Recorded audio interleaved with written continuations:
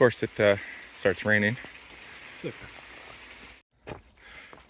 Day 107. Stayed at a hostel last night, so today we hit 1800. And now I'm climbing Mount Moosilauke. And hopefully my shoes are in town. And hopefully it doesn't rain. This is meant to be one of the entrance to the Whites.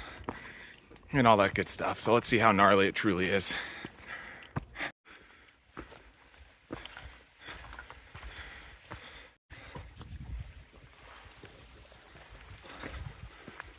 It's like minding their own business, like head down, being quiet.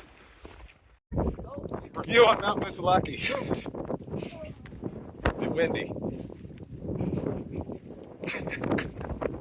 Get in the furs? What's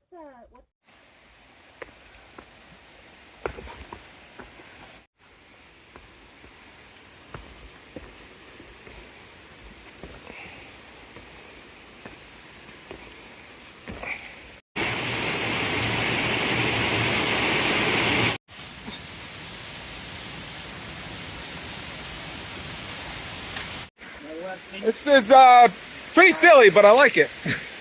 Oh, jeez.